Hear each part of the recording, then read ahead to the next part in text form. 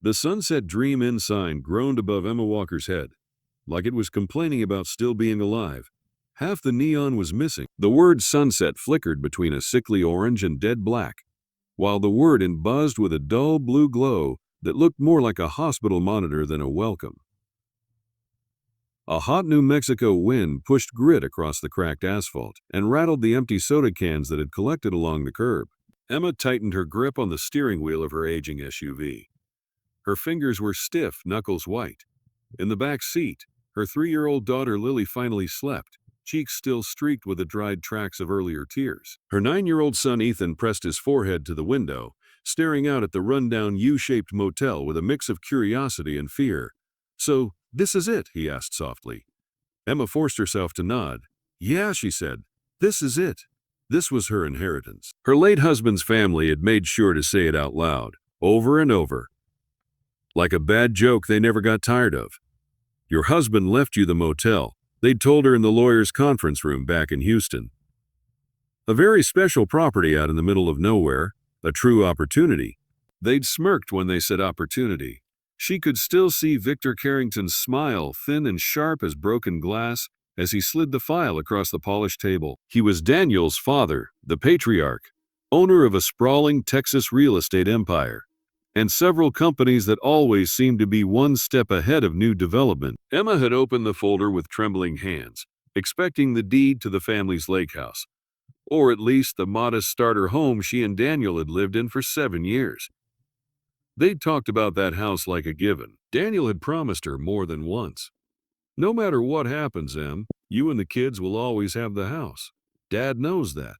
It'll be in writing. It hadn't been." The house, the lake house, the investment condo in Dallas, even Daniel's shares in the family company, all of it had gone straight back into Victor's hands, wrapped in legal language about maintaining business continuity and protecting multi-generational assets. Emma got the motel in New Mexico, and a crisp $5 bill, paper-clipped to the deed like an extra punchline.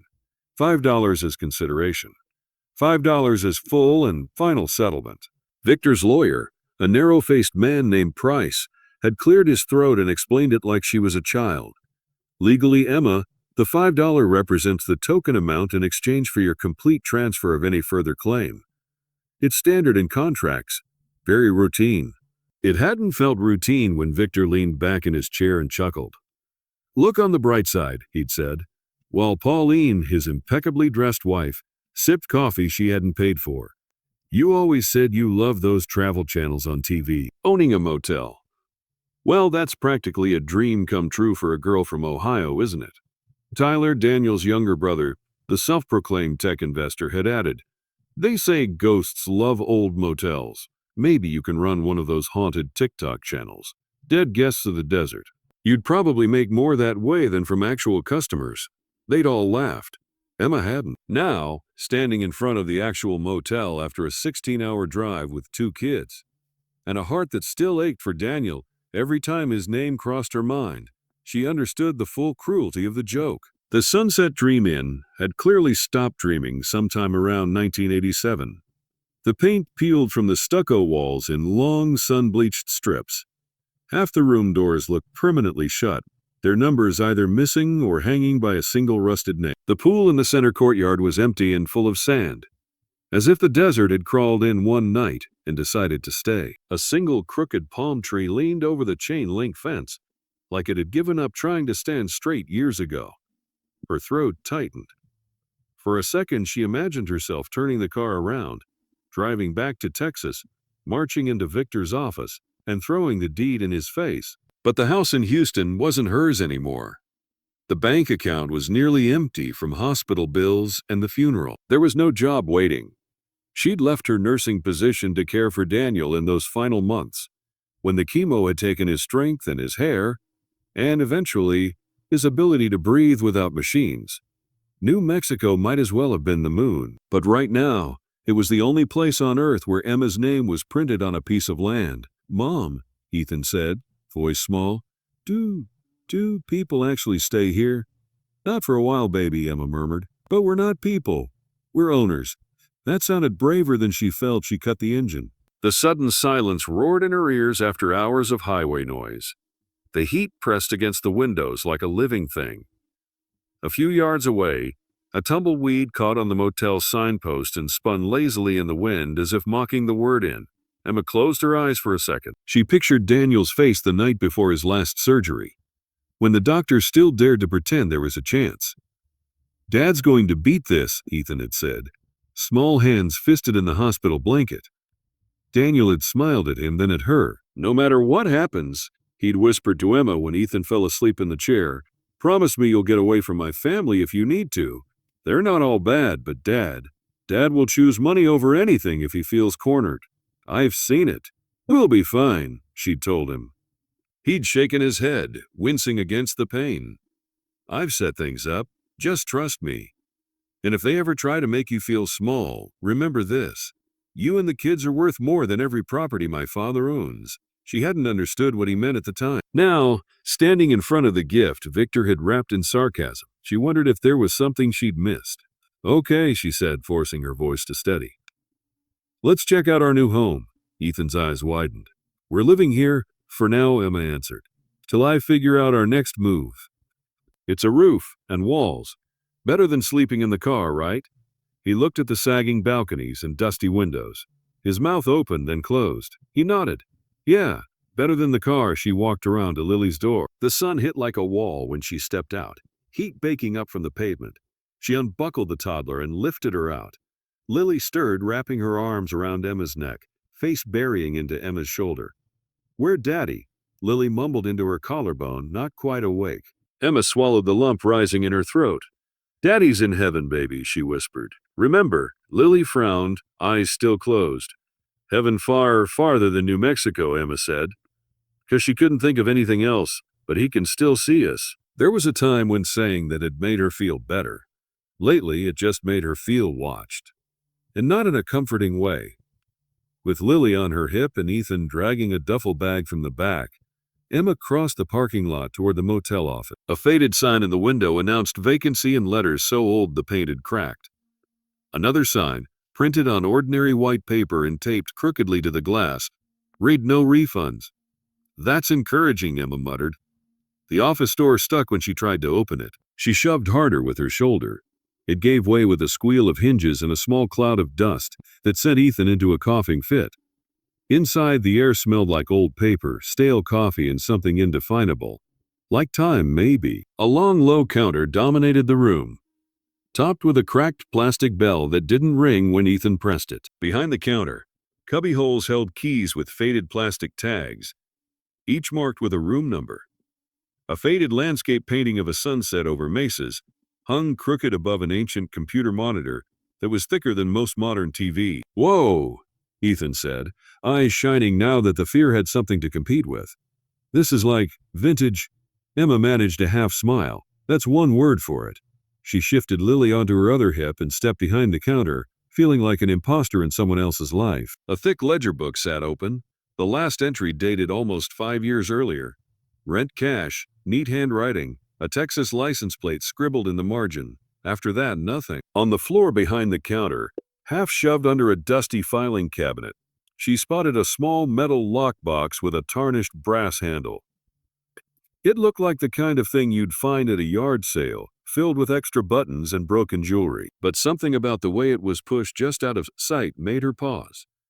"Ethan," she said, nodding toward the counter, "can you watch your sister for a second? Just keep her from grabbing anything she shouldn't." He puffed up a little, always proud when she trusted him with Lily. "I got her," he said. "Come here, Lil. Look, there's a dead bug on the windowsill." "Bug?" Lily perked up immediately. "Where bug?"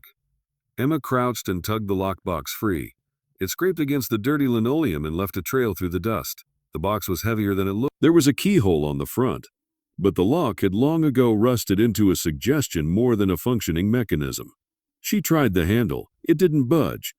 Of course, she thought. Of course you're locked. She set the box on the counter, glanced around, and then grabbed the old stapler lying next to the ledger. 2 hard hits against the corner of the box, and the brittle metal lock gave way with a sharp crack. "Breaking stuff already?" Ethan asked, half amused, half scandalized. "It's my box," Emma said, more stubborn than sure. "My motel, my broken stapler. That's how it works. Inside, she expected receipts, maybe an old motel license, or forgotten spare keys. What she found instead made her legs feel like they turned to sand. On top of a neatly stacked pile of manila folders lay a single envelope. The paper had yellowed slightly around the edges. The top was sealed with a piece of clear tape that had bubbled over time. Her name was written on it in neat, familiar handwriting. Not Emma Walker, not Mrs. Daniel Carrington, just M. Her heart stuttered. Every muscle in her body recognized that handwriting before her mind caught up. Mom, Ethan's voice floated in as if from very far away. You okay? Emma's fingers trembled as she picked up the envelope. Her vision blurred for a second, and she had to blink hard to clear it. The motel office, the dust, the heat, they all receded around the edges. For an instant, all she could see was Daniel, hunched over the kitchen table back in Houston, writing little notes and sticking them to the fridge. Don't forget to eat. Love you. Taking Ethan to soccer. Love you. Call me when you wake up. Love you. She slid a thumb under the tape and opened the envelope. Inside there were two things: a folded letter and a USB flash drive, the older kind with a scratched plastic casing. She unfolded the letter carefully. The words were definitely Daniel's. She could hear his voice in every line, but she wouldn't repeat the phrasing to anyone, not even to herself. It felt too private, too tender. He joked once, apologized once, and then got straight to the point. He had known this motel would be hers. He had known his father would never willingly hand over anything truly valuable. I can't tell you everything while I'm still in the middle of treatment. I don't trust who's monitoring what, and Dad has people everywhere, but I've hidden backup copies of the important stuff on this drive and at one more location. You're going to find things under this motel that my family has been trying to get their hands on for years. Daniel's letter didn't explain everything. It hinted, pointed, nudged. It told her where to look next. It told her in one clear line what he believed about her. You were smarter than all of them, Em, he'd written.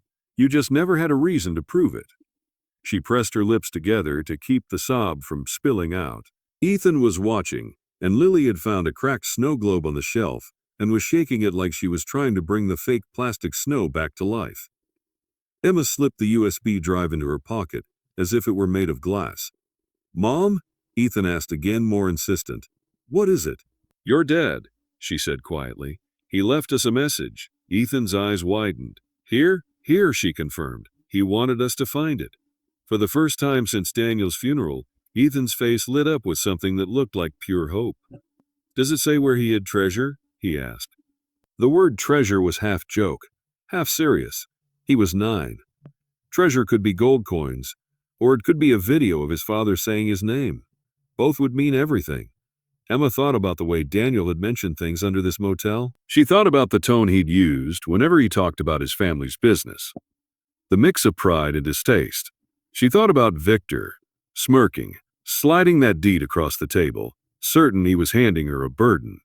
Maybe, she thought, just maybe he'd handed her a bomb, and he had no idea it was going to explode in his direction. It might, she said, meeting Ethan's eyes, but whatever it is, we're going to find it together. Okay, Ethan nodded hard. Okay, behind them the ancient computer on the desk sat silent and dark, but in the corner of the office, half hidden behind a dusty stack of outdated tourist brochures, Emma noticed something else. A metal door in the wall, about 3 feet wide and 5 feet tall. No trim, no decorative frame, just a rectangle of steel set into concrete. Someone had once painted over it in the same paler than sand color as the rest of the wall, but the paint had flaked off in places, revealing the original dark gray beneath. In the center of the door at her eye level was a keypad. Old but not ancient, the kind with raised plastic buttons and faded numbers.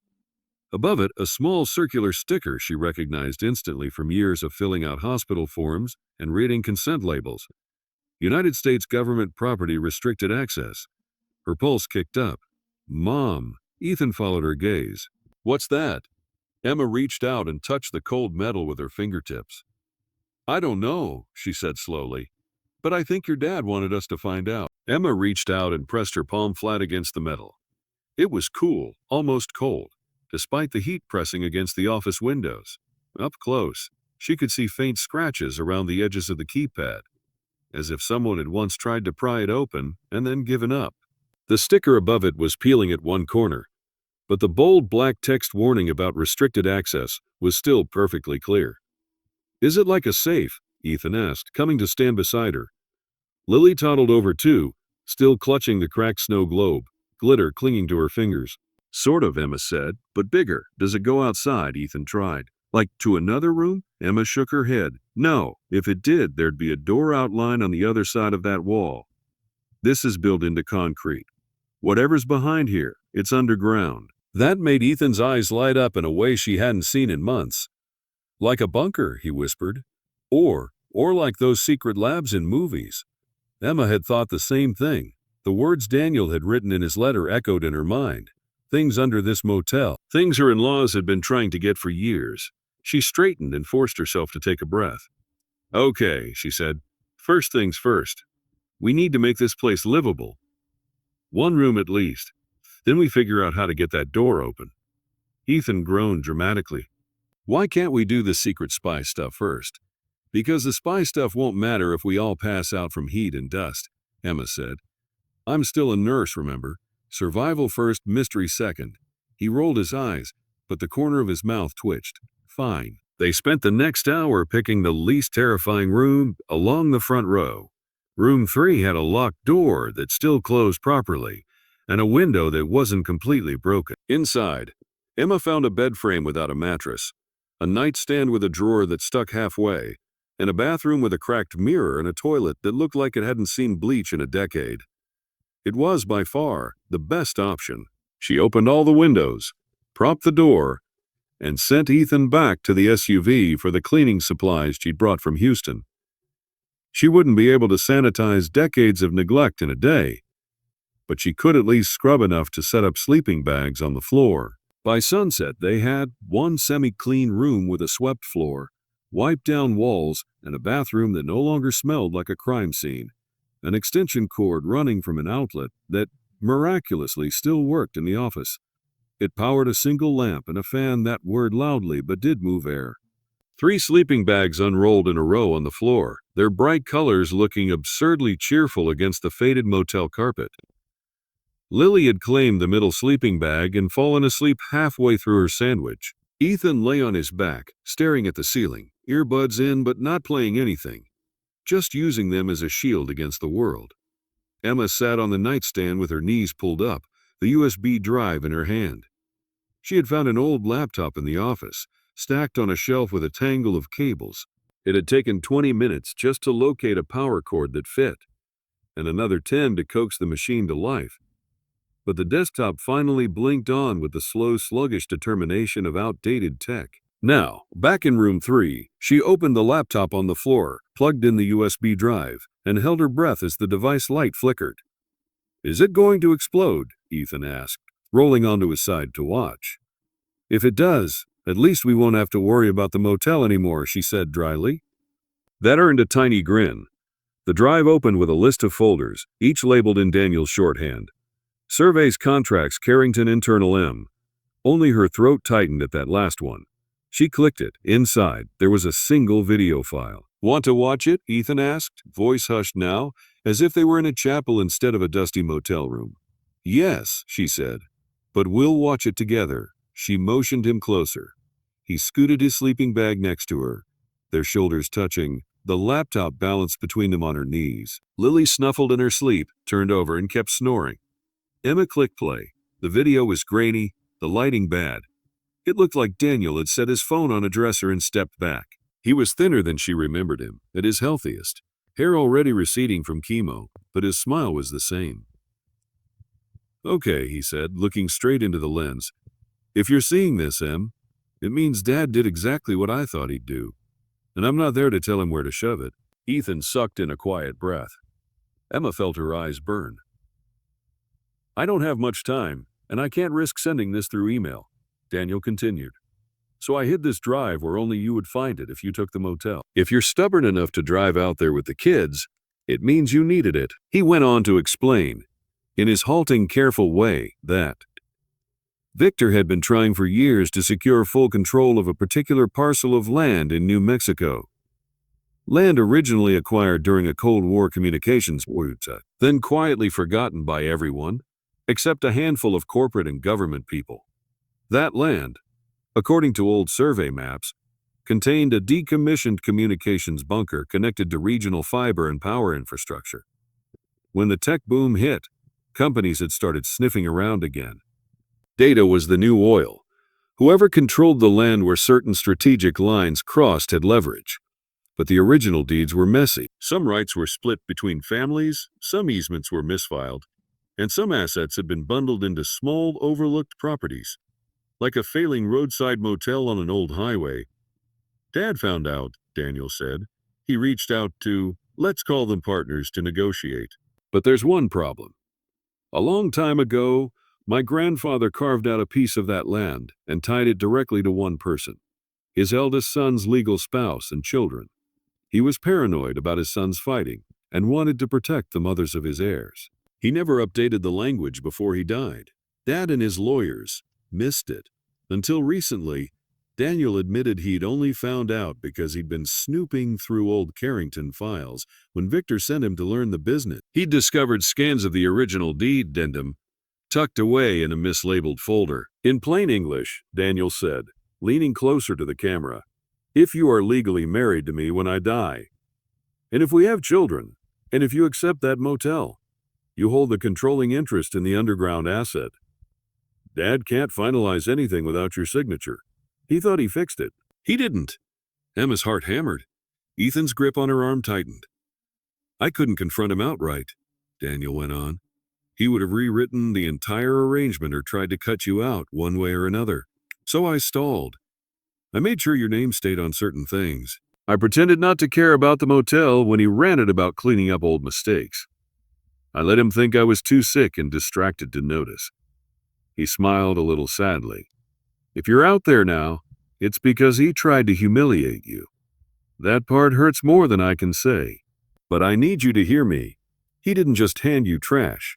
He handed you the key to a door he's been banging on for a decade. And that's where you win. The video ended with him saying Ethan's and Lily's names, one by one, promising he loved them. Emma couldn't stop the tears then. She didn't sob loudly.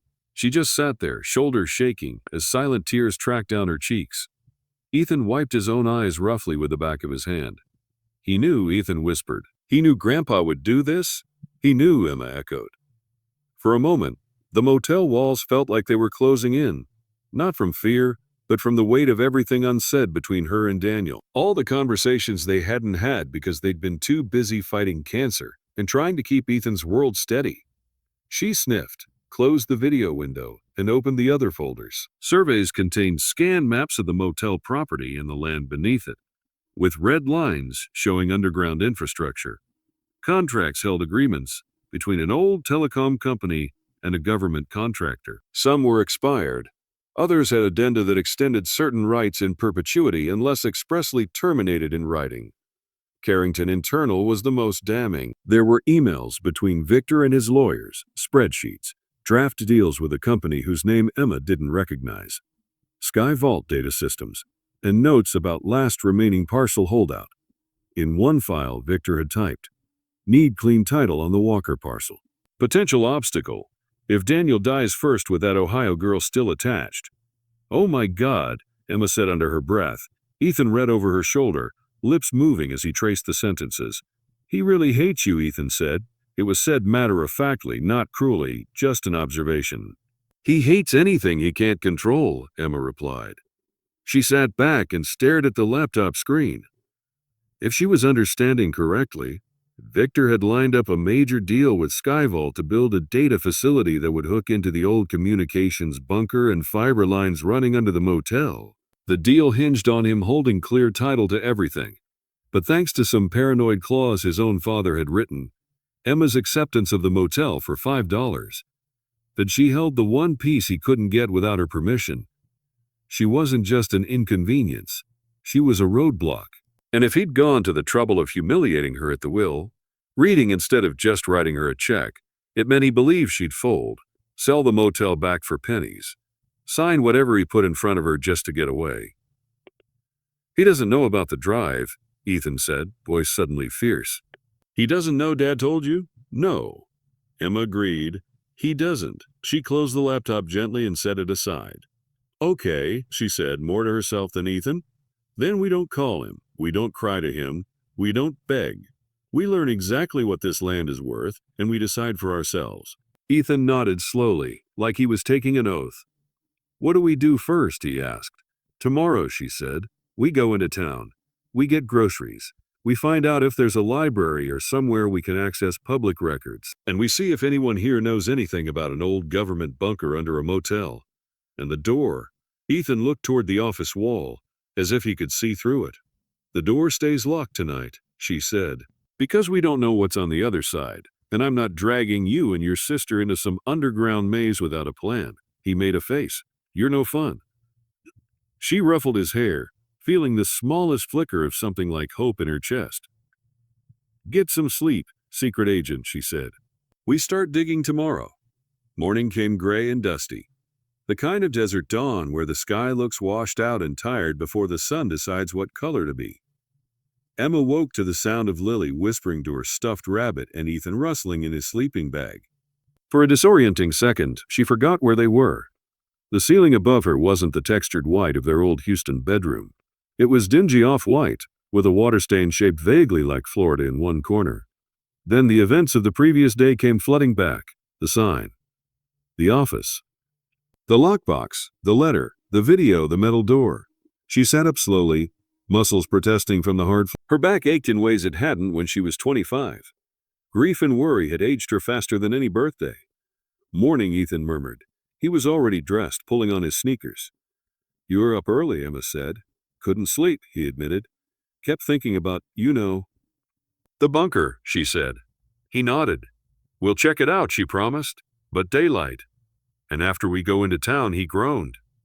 Why does everything have to start with after we go into town?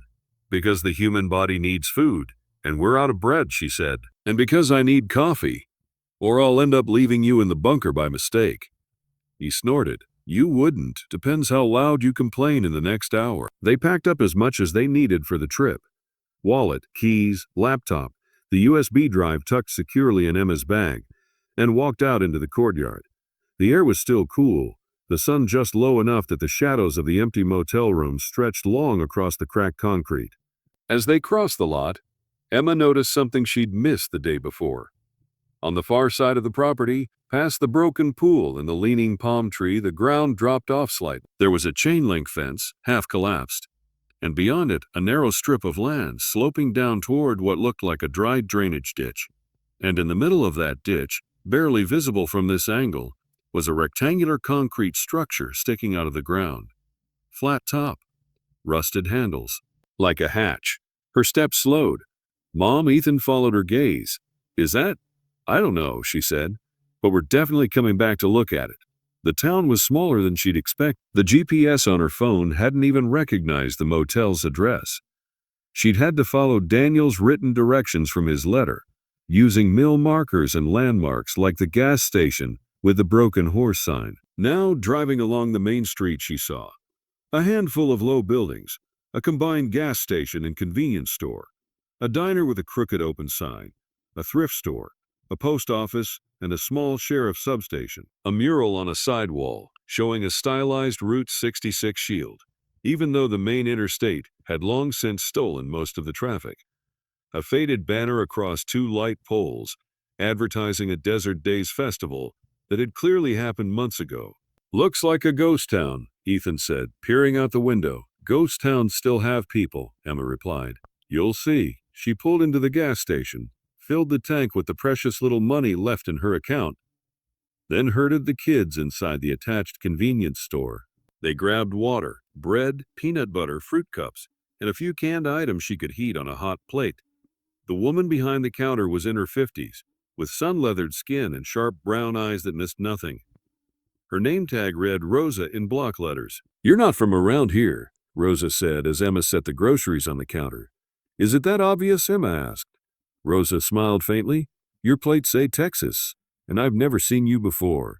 Around here, that counts as a new arrival. Emma hesitated only a second before deciding to test something. We just got in last night, she said. We're staying at the Sunset Dream Inn for a while. Rosa's eyebrows rose.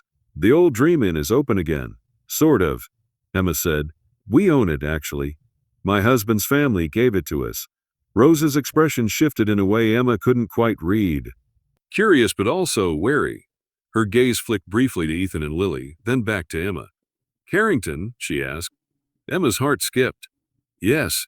Rosa made a humming sound in her throat. They've been buzzing around this area for years.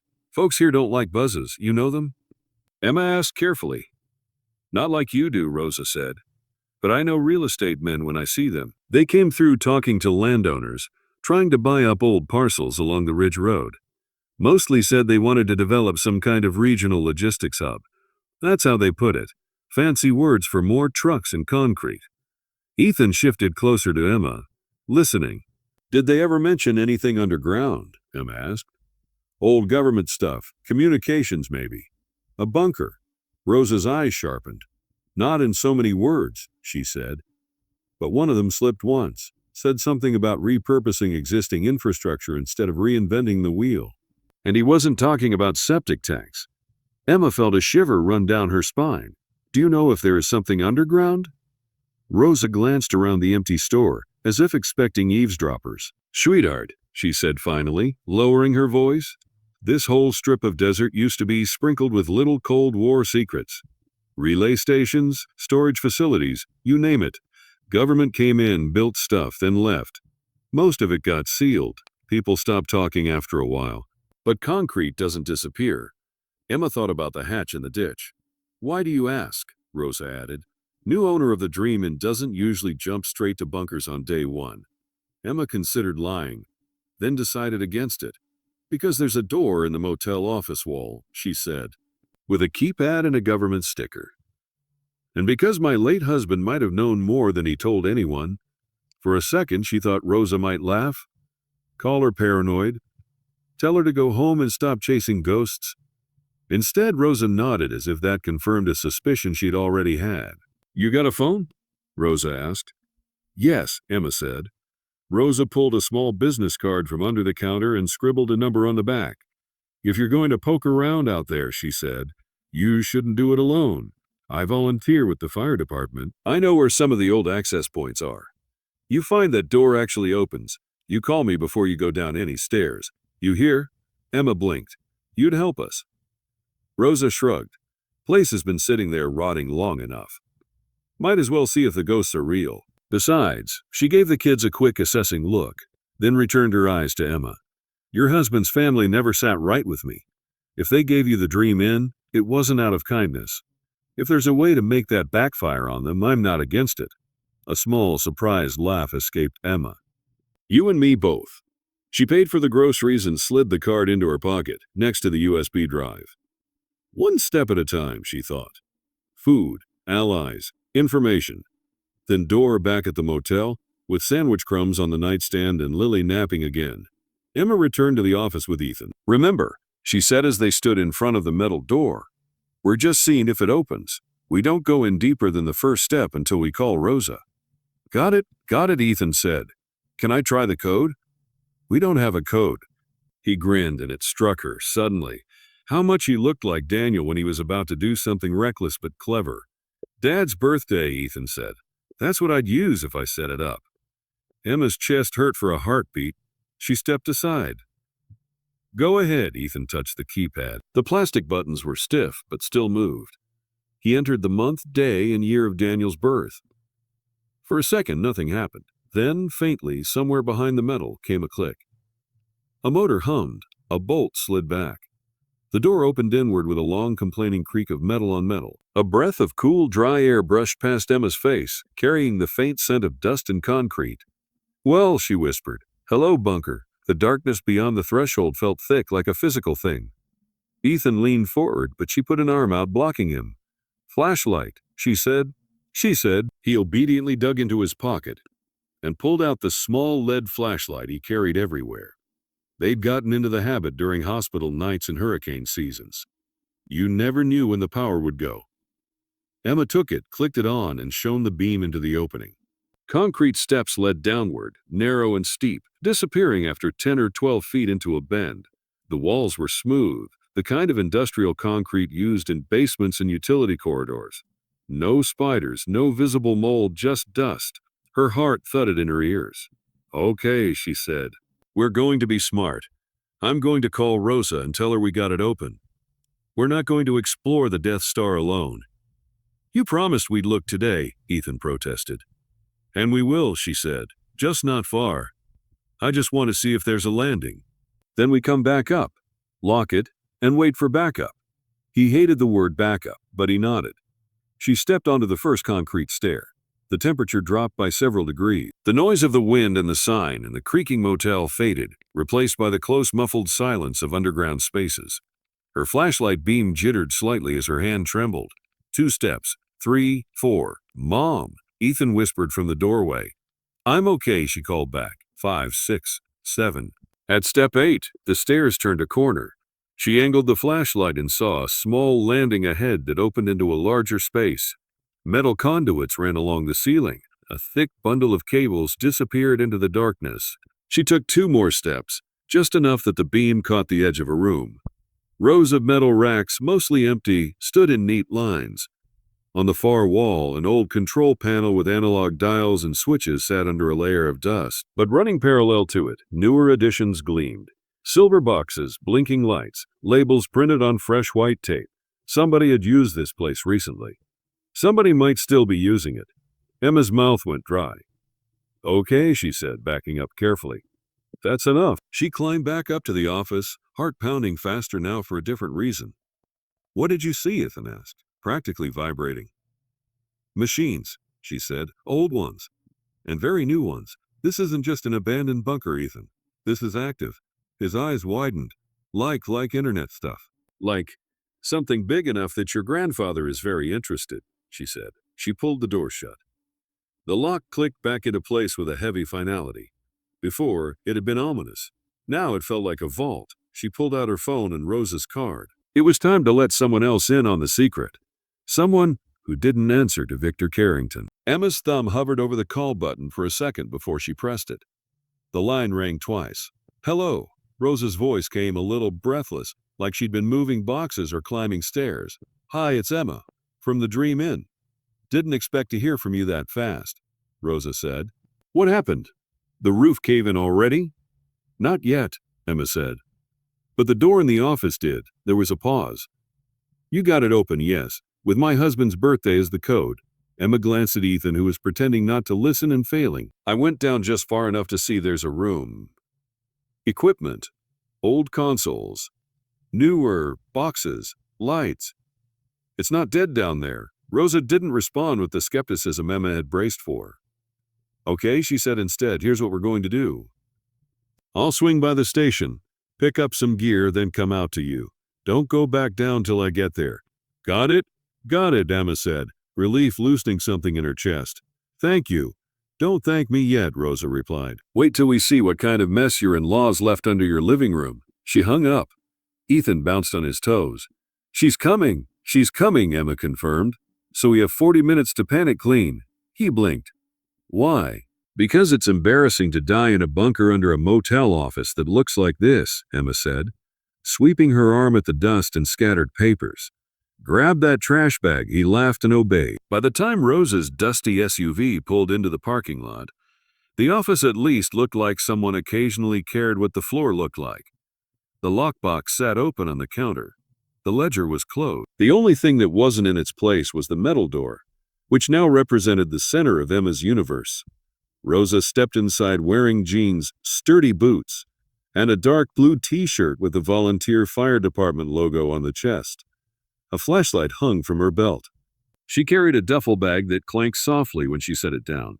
"Okay," she said, looking from Emma to Ethan to the door. "Let's see the dragon's mouth."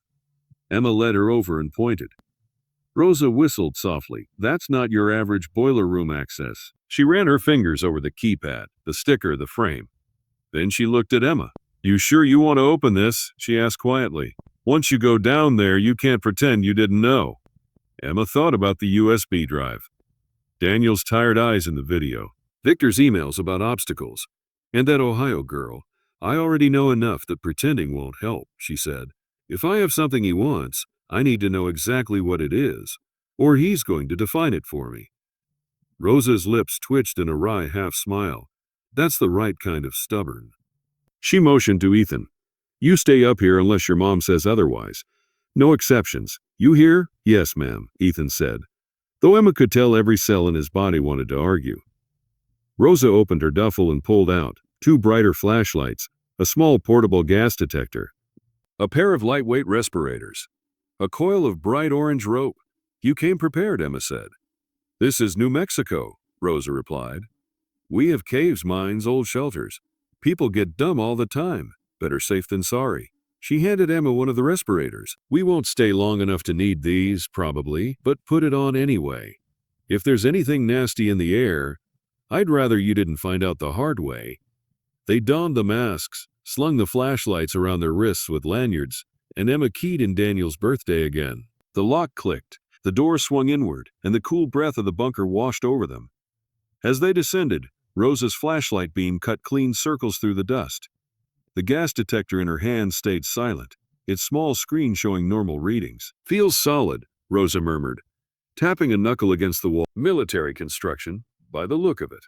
Not some DIY storm cellar. They reached the landing, then stepped into the room beyond. Now that Emma had more than a jittery flashlight, she could see details she'd missed earlier. The bunker chamber was roughly rectangular, maybe 30 feet long and 15 wide, with the ceiling just high enough that Rosa could stand without ducking. On one side, rows of old metal racks held the skeletons of equipment that had probably been state-of-the-art decades ago. Thick cables coiled like snakes. Panels with glass fuses, toggle switches frozen in place by dust. Faded labels mentioned Relay 1, Channel B, West Sector. On the other side, a newer system had been layered on top of the old. Silver server units hummed quietly, cooling fans whirring. LED lights blinked in steady pattern. Fiber optic cables, thin and pale, ran from box to box and then disappeared into a large conduit that punched straight through the wall. Rosa approached the conduit and touched it. Feel that? She asked. Emma reached out. The metal was faintly warm. Live, Rosa said. Somebody's using this as part of an active network. They've got power, cooling, the works. Emma's skin prickled. So this belongs to who? She asked. The government? A company? Rosa shrugged. Depends who inherited the contract. A lot of these Cold War sites got leased to private infrastructure companies. You said your husband's family is in real estate, right? Not communications? Mostly real estate, Emma said. But there were contracts on the drive with a company called Skyvault Data Systems, and emails where my father-in-law talked about a regional data node. Rosa snorted. There you go. Data center. They love underground. Stable temperature, easy to secure, and if you can hook into old hardened lines instead of digging new ones, all the better. So, what is this worth? Emma asked, hating how small her voice sounded. Rosa's gaze softened. Hard to say in dollars without seeing the contracts, she replied. But I can tell you one thing for sure. Nobody runs this much hardware under somebody else's land without making sure the paperwork is in order. If your name really is on that deed, and your husband was right about the weird inheritance clause, then they need me, Emma finished. Rosa nodded. And men like your father-in-law don't like needing people they thought they'd crushed. Emma let out a shaky breath. She hadn't realized she was holding. Rosa walked the perimeter of the room, pointing out anything that might be important. A small, locked metal cabinet with a printed Skyvault logo. A bundle of cables marked with fluorescent tags. A panel labeled Emergency Shutdown. Authorization required. Don't touch that, Rosa said when she saw Emma looking at the shutdown switch. Tempting as it might be to yank your in-laws' chain, you don't want to accidentally take out half the region's internet. I wasn't going to, Emma protested. Rosa's raised eyebrow said she'd seen that look on teenagers and firefighters before. When they'd seen enough, Rosa checked the gas detector again, then motioned toward the stairs. Come on, she said. Let's talk upstairs. This much metal between us and the sky makes me nervous. They climbed back up and closed the door. The click of the lock sounded different now, more like a safe, less like a tomb. In the office, Ethan practically pounced. Well, he demanded, what's down there? Is it like a secret base? Are there robots? No robots, Rosa said. Just a lot of expensive boxes that like to blink lights. Servers, Ethan said instantly. Data servers. Somebody watches YouTube, Rosa said dryly. He flushed. I watch tech videos too. Emma sank onto the office chair, which squeaked in protest. So what am I supposed to do? She asked. March up to my father-in-law and say, surprise. I found your secret project. Do you trust him not to twist that? Rosa shot back. No, Emma admitted. Do you have a lawyer? Rosa asked. Not here, Emma said. Back in Houston, there's the man who handled Daniel's hospital paperwork. But he's more of a contracts guy. Not whatever this is. Then you need someone who can read those contracts on the drive, pull county records, and tell you exactly what you own, Rosa said. Preferably before your in-laws realize you're sitting on their gold mine. Emma glanced at the motel's cracked window. Beyond it, the highway shimmered in the midday heat. No black SUVs yet, no helicopters. Just the desert and the hum of a sign that didn't quite work. How long do you think I have? She asked. Rosa considered. Word travels fast in families like that, she said. They'll check at some point. Maybe they already have someone watching the property, waiting to see if you show up. But you've got one advantage. What's that? They think you're weak, Rosa said bluntly. They think you're a grieving nurse from Ohio who will do whatever it takes to keep her kids fed. They don't know you've got paperwork and proof on a drive down here. And they definitely don't know you've got allies. Allies? Emma echoed.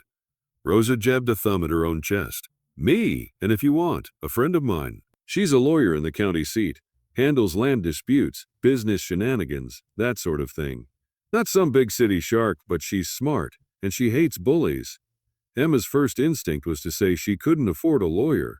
Then she thought about the alternative, walking into whatever trap Victor was already laying blind without help.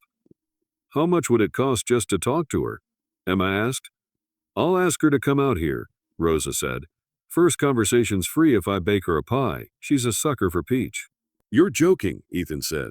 I never joke about pie, Rosa said. Emma almost laughed. The sound came out strangled, but it was there. Okay, she said. Call her. The lawyer arrived 2 days later. In those 48 hours, Emma and the kids settled into a strange new routine. Mornings. Clean another motel room, throw out whatever was too far gone, salvage anything usable.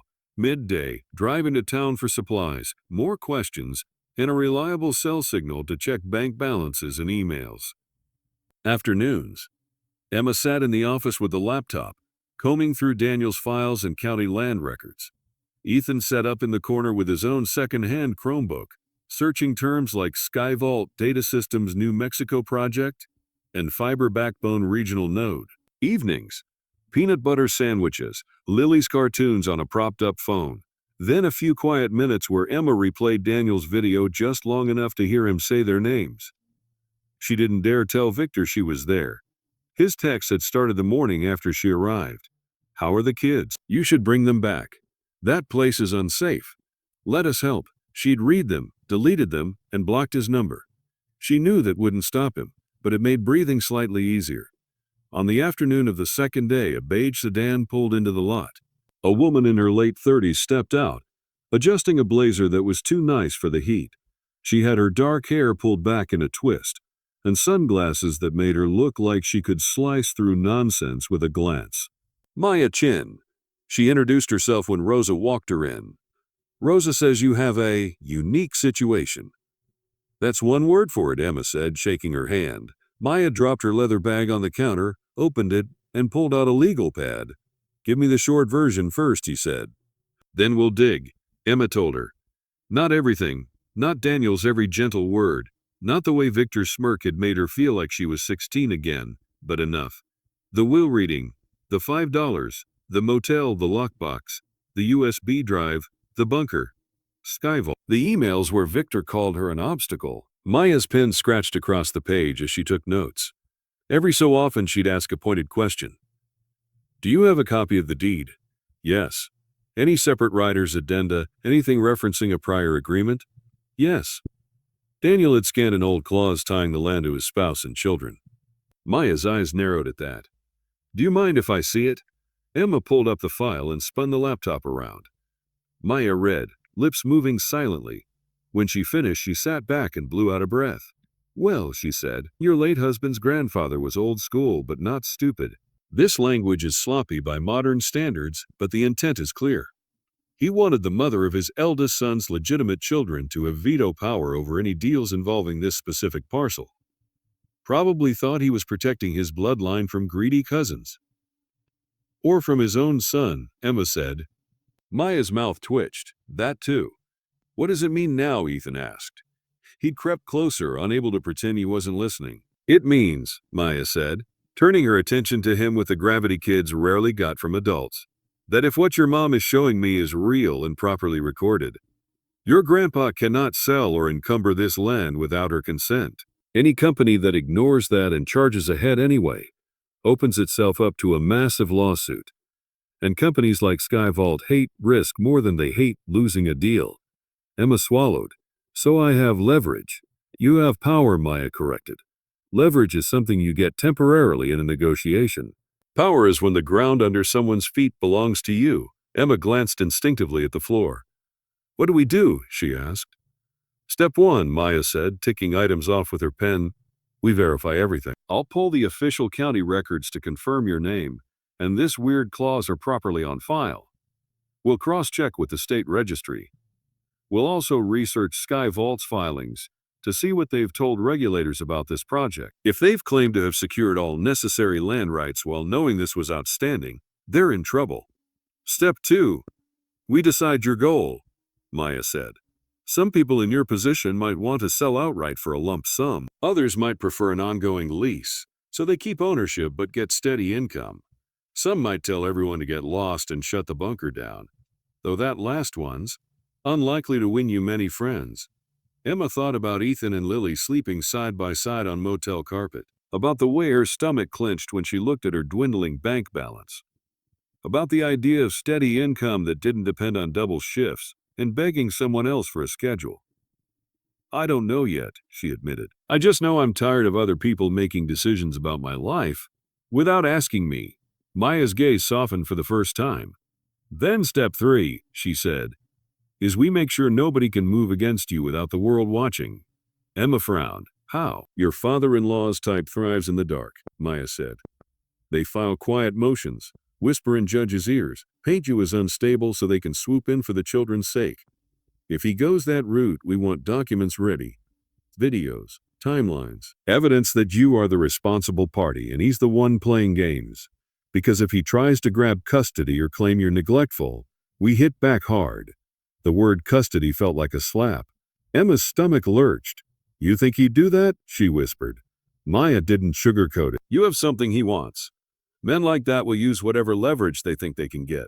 The threat alone can be effective if they think you scare easy." Ethan went rigid. "He's not taking us," he said, voice shaking with anger. "He can't."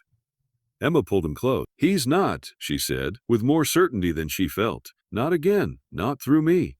Maya watched them for a second, then nodded, as if something had been decided. "I'll start the paperwork," she said. "In the meantime, if he calls, texts, sends anyone, you don't engage. You forward everything to me. If someone shows up here with a court order, you call me and Rosa before you open the door." "Got it," Emma said. As Maya packed up her bag, she paused. "One more thing," she said. "Companies like Skyvault don't like being lied to by their partners. If Victor's been feeding them half-truths about who owns what, there's a scenario where they'd rather work directly with you than risk a scandal." Emma blinked. "They'd work with me?" "They'll work with whoever can sign valid agreements and keep regulators off their back," Maya said. "Right now, that might be you, so don't sell yourself short." After Maya left, Rosa lingered in the doorway. "You all right?" she asked. "No," Emma said honestly, "but I have a direction." "That's more than a lot of folks," Rosa replied. "You'll be fine. Just don't be surprised when the hornets start buzzing." "The hornets? You're InLaws," Rosa said. "You kicked their nest the minute you drove into this town. They just don't know it yet." Rosa wasn't wrong. The hornets started buzzing 3 days later. It began with an envelope taped to the motel office door. Emma almost missed it. She'd stepped out early to sweep the walkway in front of the rooms, trying to make the place look less like a horror movie establishing shot. The sky was a brilliant blue, the kind that made the peeling paint and cracked concrete look even more tired. As she turned back toward the office, she saw the manila rectangle fluttering slightly in the wind. Her stomach dropped. "Ethan, stay with your sister," she called over her shoulder, voice sharper than she meant. "Don't come outside yet." She walked up to the door and pulled the envelope free. Her name was typed across the front in blocky, unfriendly letters. Emma Walker, not Carrington. That somehow made it worse. Inside was a thick stack of papers, bound with a plastic clip, and a single sheet on top, with a court heading she recognized even before she finished reading. In the District Court of Harris County, Texas emergency petition for temporary managing conservatorship. The words blurred for a second, then snapped into focus. Victor and Pauline were claiming she was mentally unstable, had abducted the children from their established home, and was currently living with them in an unsafe, derelict environment with inadequate utilities and potential criminal elements. They attached statements about Daniel's death, Emma's emotional fragility, and her lack of current employment. They were asking a judge to grant them temporary custody of Ethan and Lily, while a full psychological evaluation of Emma could be conducted. At the bottom, a bold line, "Hearing requested on emergency basis." The date was in 3 days. She felt the world tilt. For a moment, there was no motel, no desert, no breeze. Just the image of a courtroom, her children on one side, Victor's hand on Ethan's shoulder, Lily crying in Pauline's designer arms while someone in a robe decided whether Emma was a fit mother based on a packet of lies. Her hand shook so violently she almost dropped the papers. "Mom," Ethan's voice drifted from the room. "We heard you shout. What's wrong?" She sucked in a breath and forced her features into something approaching neutral before she turned. "Nothing's wrong yet," she said, hating how thin her voice sounded, "but your grandfather just showed his hand." She snapped a picture of the front page with her phone and sent it to Maya with a short message. "This was taped to my door. What do I do?" Maya replied in less than 2 minutes. "Do not sign or respond to anything yourself. I'm driving out now. We'll call the court to appear remotely and file a response. Keep the kids close. Forward me every page." Emma walked back into room 3, sat on the edge of her sleeping bag, and looked at Ethan. "Grandpa is trying to tell a judge I'm not safe to raise you and Lily," she said. There was no way to soften that without lying. "Maya is coming. We're not going to let that happen, but it means things are going to get intense." Ethan's face drained of color, then flushed red. "He can't do that," he said, fists balling. "He's the one lying. He's the one who—" "I know," she said quickly. "I know, and that's exactly what Maya's going to show them. But I need you to do something for me. What, anything they say, no matter how scary or convincing it sounds, you remember this: I am not leaving you. I am not signing anything that gives you away. If someone claims there's a temporary order that says you have to go with them, we call Maya and Rosa before anyone steps 1 foot on this property." "Okay," he nodded, jaw tight. "Okay." Lily wandered over, sensing the tension, clutching her rabbit by one floppy ear. "Mommy mad?" she asked. "Mommy is fighting," Emma said. "For you, for Ethan, for our house." "This not a house," Lily pointed out. "This a motel." Ethan huffed out a small laugh to spite himself. "She's technically right. It's our house for now," Emma said. "And nobody gets to just take it, or you." Maya arrived with a travel mug in one hand and a stack of printed cases in the other. "I've already emailed a notice to the court," she said, as soon as she stepped into the office. "We tell them you're out of state. You only just received the petition, and you need to appear by video. They don't always grant it. But with the timeline this tight, we have a strong argument." Emma handed over the envelope. Maya scanned the petition quickly, flipping pages, marking things with a highlighter as she went. "Here we go," she muttered. "Living in an abandoned motel without running water or electricity. That's demonstrably false. You have both." "Barely," Emma said. "Barely is still some," Maya replied. "No local support system. Also false. You have Rosa, you have me. I'll get a statement from her and anyone else willing to attest to your stability." "Will that matter?" Emma asked. "If the judge is in Houston and Victor is—" "Victor," Maya looked up, eyes sharp. "Judges like evidence," she said. "Victor has a narrative. We have facts." She turned to Ethan. "Ethan," she said, "have you ever lacked food here? Has your mom ever left you alone overnight? Has she done anything that made you feel unsafe? No, he said instantly. She's the only one who tells me what's actually going on. Maya nodded, satisfied. I don't love putting kids on the phone with judges, she said, but sometimes a calm kid saying, I'm okay, I want to stay with my mom speaks louder than 100 pages of filings. We'll see if it's necessary, she turned back to Emma. In the meantime, we also have a nuclear option. Emma blinked. Nuclear, Sky Vault, Maya said. If Victor is trying to get emergency custody to pressure you into signing over the land, and we can show that to Sky Vault, they're not going to want any part of that mess. In fact, if we play it right, they might back you publicly. We do not condone using family courts to pressure landowners, that sort of thing. Emma's head spun. You think they'd do that? For me, they'd do it for themselves, Maya said, to avoid the smell of a scandal. To stay on the right side of regulators. You just happen to be the cleanest, quietest route to that. It was a cynical answer, but oddly comforting.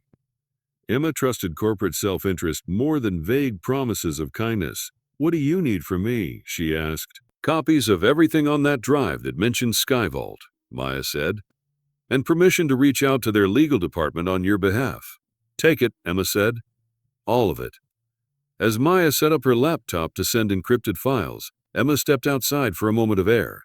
That was when a black SUV rolled slowly past the motel. Windows tinted too dark for the bright day. It didn't turn into the lot. Just crawled by, paused for a beat at the driveway, then continued down the highway. Emma's skin prickled. She watched until it disappeared in the shimmer of distance, then went back inside. They're watching, she said. Good, Maya replied without looking up. Let them. The emergency hearing was held over video the next morning. The judge appeared as a small box on Maya's laptop screen. A woman in her 50s with reading glasses and an expression that suggested she'd seen every flavor of family drama and was tired of most of them. On another tile, Victor and Pauline sat in a polished conference room, their lawyer Price between them. Victor wore his respectful businessman face. Pauline dabbed at her eyes with a tissue she hadn't used yet. Emma sat at the motel desk with Maya beside her and Ethan just out of frame listening. Miss Walker, the judge said, after the formalities, I understand you have relocated out of state with your children. The petition before me alleges that you are in an unsafe environment and refusing appropriate support from the paternal grandparents. Is that correct? Emma swallowed. We have relocated, Your Honor. Yes, we're staying at a property that I legally own. It has running water, electricity, and food. I'm not refusing support.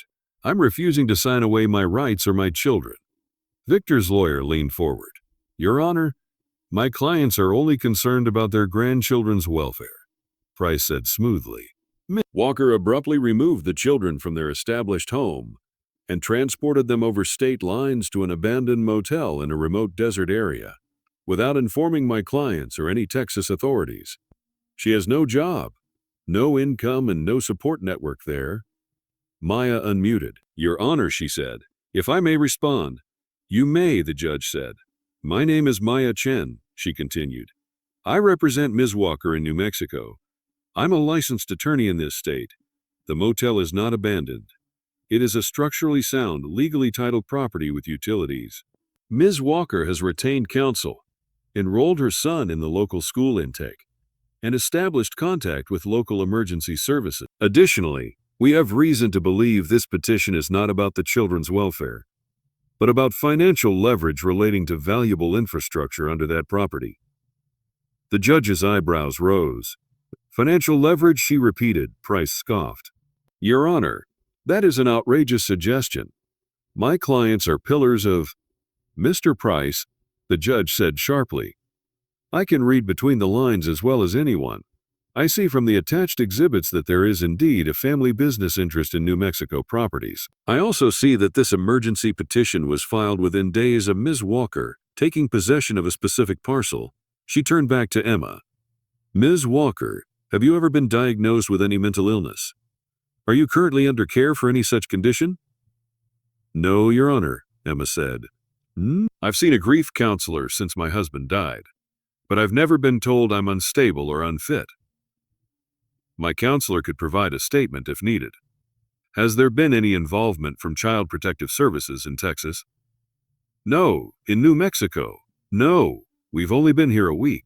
The judge made a small note. Ms. Chen, she said, do you have documentation of utilities and basic safety at the property? Yes, Your Honor, Maya replied. I've submitted photos, utility confirmation emails, and a letter from a local law enforcement officer familiar with the premises. That would be Deputy Martinez. The judge asked, glancing at her screen. Yes, the judge took off her glasses and rubbed the bridge of her nose. Mr. Carrington, she said, addressing Victor directly for the first time, I appreciate grandparents' concern for their grandchildren. However, emergency relief is for situations where children are in immediate danger. Abuse, neglect, abandonment. From what I see here, Ms. Walker is a grieving widow making a difficult move under financial strain. Not a parent in crisis abusing her children. Victor's jaw tightened. With respect, Your Honor, he began. With respect, Mr. Carrington, the judge cut in. I'm also not blind to the timing. You are asking me to remove 2 children from their primary caregiver mere days after she took possession of a property that appears to be entangled with your business dealings. That is, at best, an unfortunate coincidence. A flutter of something like hope stirred in Emma's chest. Therefore, the judge continued, I am denying your request for emergency, temporary managing conservatorship. If you wish to pursue a standard custody modification, you may file, but you will need far more evidence than vague assertions of emotional fragility to convince me to upend these children's lives. In the meantime, the children will remain with their mother.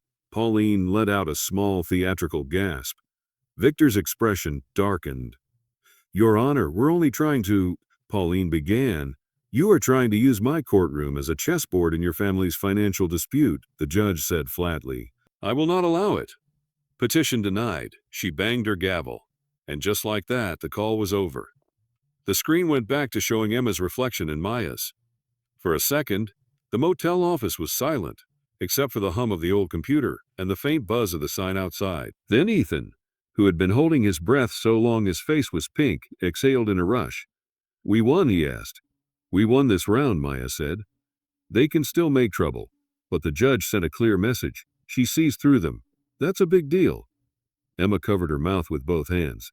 She didn't realize she was crying until Ethan wrapped his arms around her, and she felt his shirt under her fingers. She believed us, he whispered into her shoulder. Not them, she actually believed us. Emma held him tight. She saw you for what you are, Maya said softly. A good mom in a bad situation. That matters. The loss in court didn't stop Victor.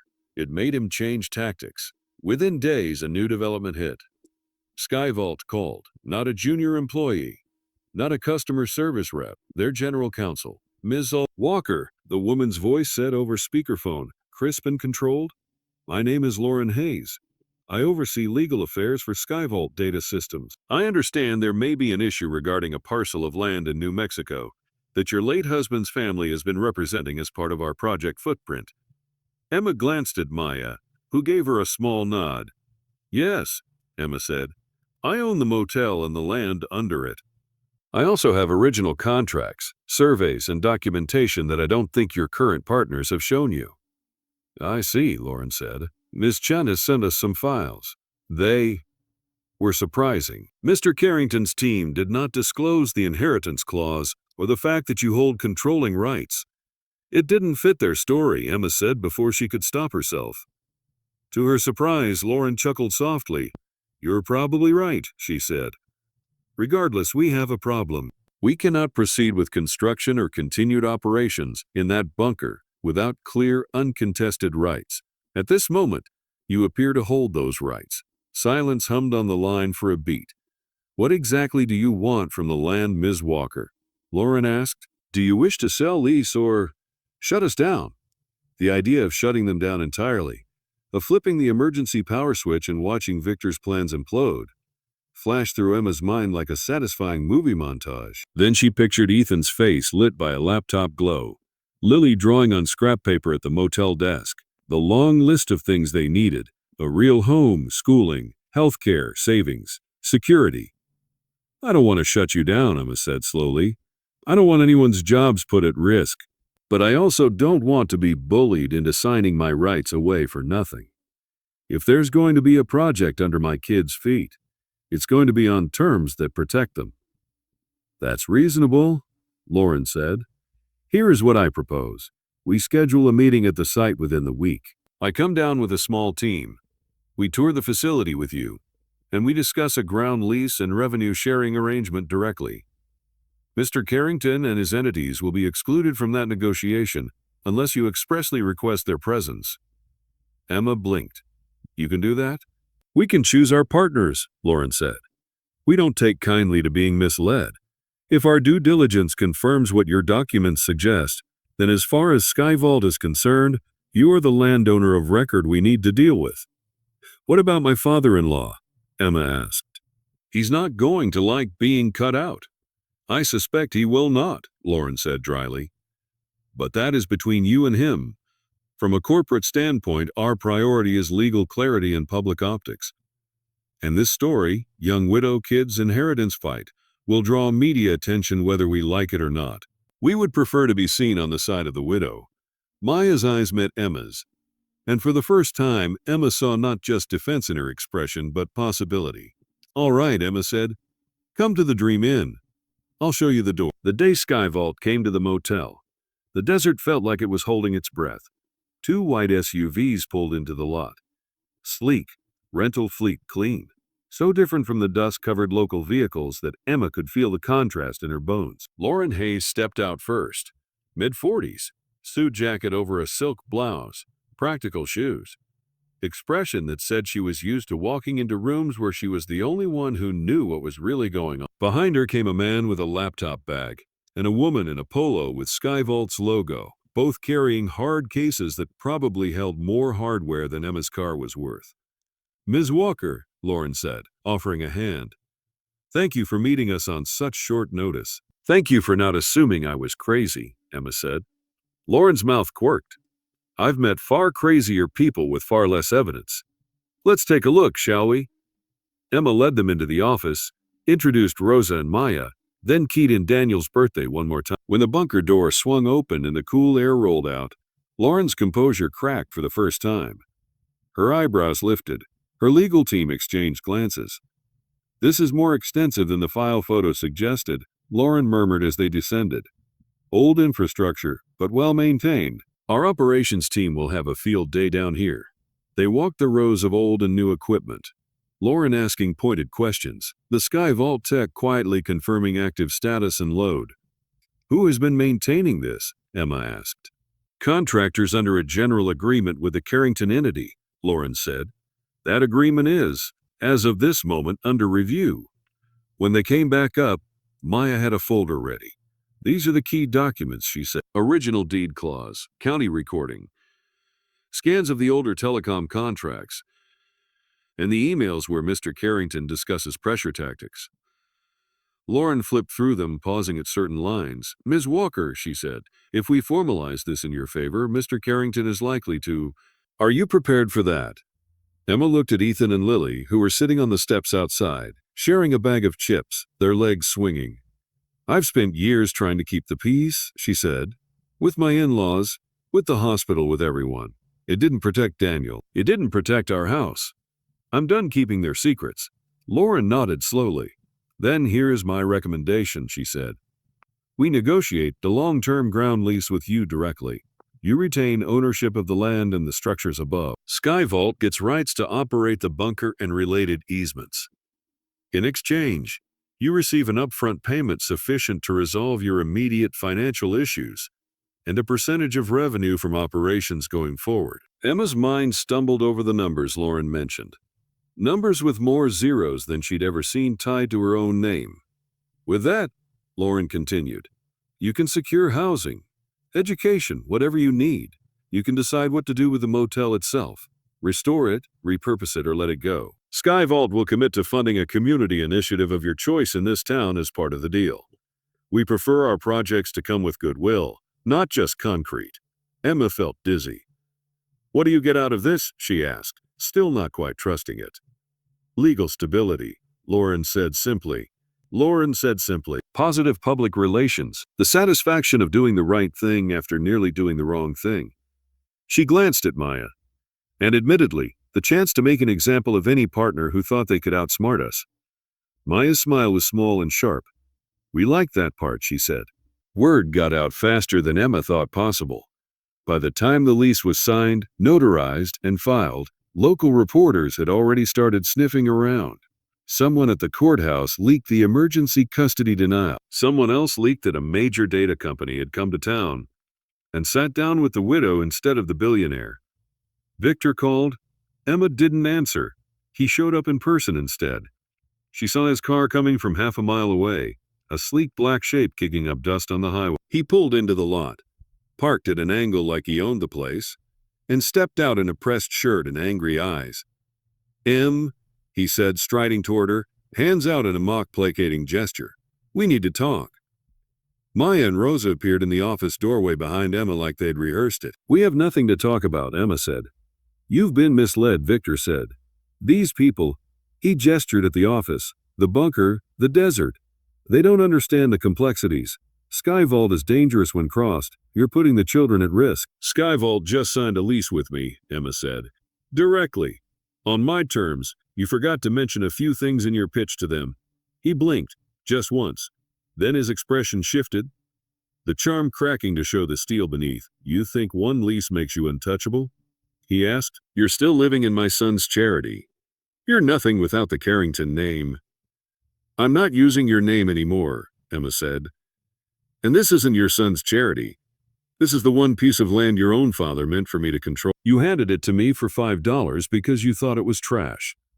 Her voice didn't shake. That surprised her. Victor's lips curled. "You'll regret this," he said. "I promise you, maybe," she said. "But if I do, it'll be because of my choices, not because I let you make them for me." Behind her, Ethan stepped out, standing tall despite the tremor in his hands.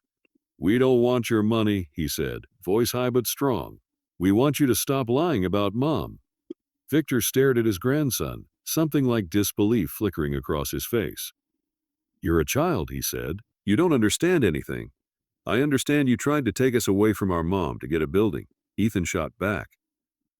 "That's enough." Victor's calm shattered. "You ungrateful," he began, but Rosa stepped forward. "That's enough," she said. "Mr. Carrington, you are trespassing. Ms. Walker has asked you to leave. If you don't, I'll call the sheriff and have you removed." "You can't," he sputtered. "I can," she said. "This is my jurisdiction. And this is her land." For a heartbeat, it looked like he might push it. Then he seemed to realize how it would play. Wealthy Texas mogul dragged off a single mother's property in handcuffs, while cameras undoubtedly rolled from somewhere. He straightened his cuffs instead. "This isn't over," he said to Emma. "For you," she said. "It might be." He turned and stalked to his car. The SUV roared to life and sped out of the lot, leaving a cloud of dust and the faint smell of heated asphalt. Ethan let out a breath he'd been holding. "I thought he was going to." "I don't know," he said. "Explode." "He did," Rosa said dryly. "Just not as loud as he wanted to." Months later, the motel looked different. The Sunset Dream Inn sign still groaned in the wind, but the neon no longer flickered. Skyvault had quietly funded a full restoration as part of their community initiative. The stucco walls had a fresh coat of paint, the pool had been filled in and replaced with a small playground and a shaded patio area. Half the rooms had been converted into long-term transitional units for single parents in the area, a project Emma had insisted on when Skyvault asked how they could give back. The other half held a small community tech lab and tutoring center, where local kids came after school to use computers faster than anything the town had ever seen. Ethan sat at one of the lab stations now, teaching a group of younger kids how to build a simple game. His face lit up when he explained things. He laughed easily. He had friends. Lily tore around the playground with 2 other toddlers, her curls bouncing, her giggles carrying across the courtyard. Emma watched from the office doorway, a mug of coffee in her hands and a tired, satisfied ache in her body that felt more like a long hike than a long fight. Maya's updates trickled in regularly. The custody case? Quiet. Victor had filed nothing else. The fraud investigations into his past property deals? Very much not quiet. Skyvault's project? Thriving. They sent monthly reports along with deposits into an account with Emma's name on it, funding not just their survival but savings. college plans, and a cushion she'd never had before. Justice hadn't been cinematic. There were no dramatic courtroom confessions or public apologies. But there were consequences, and there was stability, and sometimes that was better. Rosa knocked lightly on the doorframe. "Full house tonight," she said, nodding toward the parking lot, where 3 of the transitional unit's residents were unloading groceries. "Yeah," Emma said. "I had to actually turn someone away yesterday." "Never thought that would happen. From abandoned, unsafe motel to waitlist," Rosa said. "Not bad." Emma smiled. "Sometimes I think about that day in the lawyer's office," she said, "the way Victor laughed when he slid that deed across."